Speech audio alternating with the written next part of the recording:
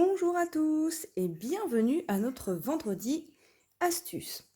Alors aujourd'hui, je voulais vous parler d'une petite astuce, non pas une, mais de plusieurs petites astuces avec un produit de chez Stampin' Up qui va vous paraître un petit peu inattendu.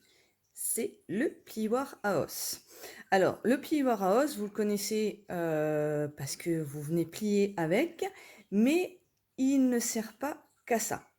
Alors, je vais vous expliquer un petit peu. Donc, déjà, le fait, effectivement, de venir plier. Enfin, marquer les plis. Il ne plie pas, il vient marquer les plis. Alors, hop, mon petit morceau de papier. Je suis venue plier, ok. Donc, notre bourrelet à l'intérieur. Voilà. Et là, pour venir marquer notre pli, on prend notre petit plioir à os. Hop. Voilà. Et on vient marquer notre pli. Ok. Alors, maintenant, il va nous servir à une deuxième chose. Coller.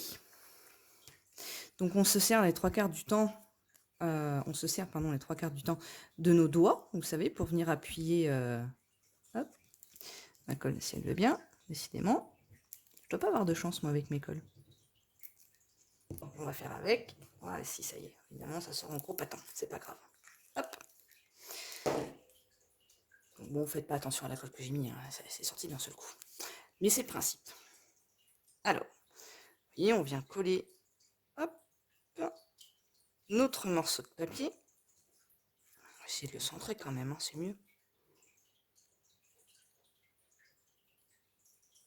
Et vous pouvez vous servir de ce petit plioir pour venir aplatir la colle. Donc en général, on se sert de ses doigts, mais le plioir à os, hop, on peut venir s'en servir également. Vous verrez que c'est très utile quand vous faites des boîtes. D'accord? Parce que quand vous faites des boîtes, du coup, pour venir coller, bien plaquer les petites languettes qu'il y a au fond ou sur les côtés, bah, des fois avec nos doigts, vous voyez, c'est pas très évident. Je vais vous montrer. Je vais prendre une boîte au hasard. Hop.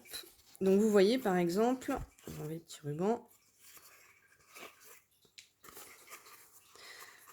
Vous voyez sur le côté là, bah, des fois avec le doigt, c'est pas très pratique d'aller dans le pli. Vous prenez votre plioir à os et vous venez plaquer.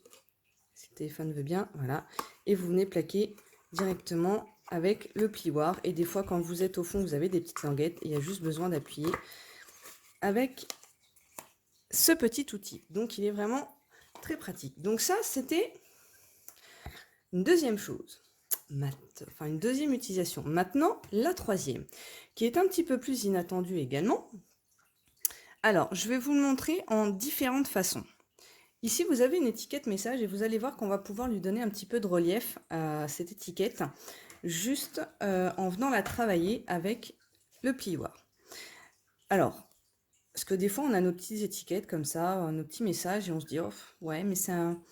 Voilà, ils sont bien, mais on peut leur donner un tout autre aspect qui est très sympa. Vous prenez le plioir à os, et vous savez, comme à Noël, quand vous venez avec le ciseau, pour faire des jolies boucles avec le ruban, bah, c'est un petit peu le même principe avec le papier de chez Stampin' Up.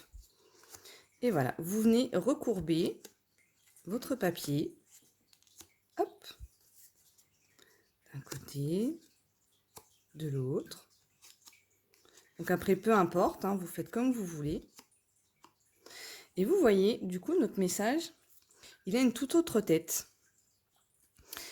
Vous pouvez également, vous voyez, j'ai fait avec ce petit bout de papier. J'en ai peut-être un autre qui traîne. Hop. J'en prends un autre. Et vous voyez, on vient également travailler le papier.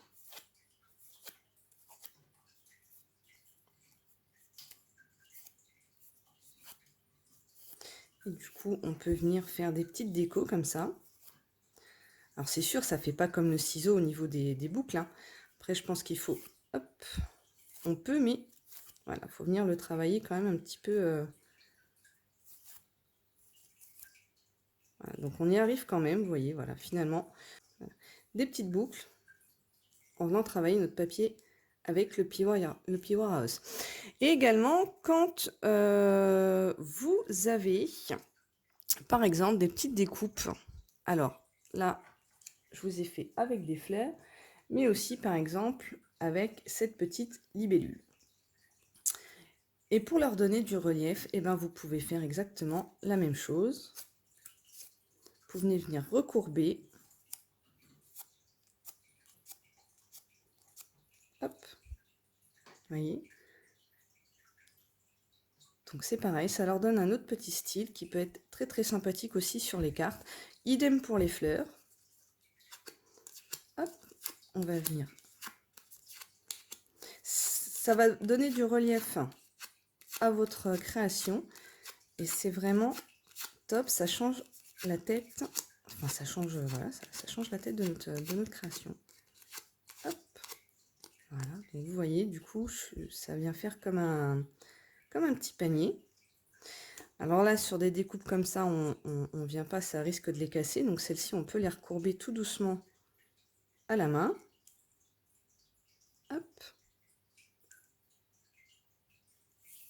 Je n'étais pas tombée de la découpe. Et vous voyez, en mettant dedans, je vais essayer de vous la coller, celle-ci. Hop, on va juste mettre un point de colle. On va décidément. Hop, on va essayer de la mettre en décalé. Voilà. Et ça, idem, hein. Du coup, vous pouvez venir plaquer avec le plioir à os. Et vous voyez, du coup, notre petite fleur, eh ben, elle a du relief. Et quand vous la positionnez sur une création, hop, et ben, vous voyez, ça donne une toute autre tête. Et moi, j'aime beaucoup. Donc voici les 3 utilisations que vous pouvez faire avec le plioir à os. Donc venir marquer vos plis, venir courber votre papier. Vous pouvez même faire des petites boucles. Ainsi que de venir donner du relief à vos découpes. J'espère que cette astuce vous a été utile et je vous souhaite un bon week-end et je vous dis à la semaine prochaine pour de nouvelles découvertes. Bye bye!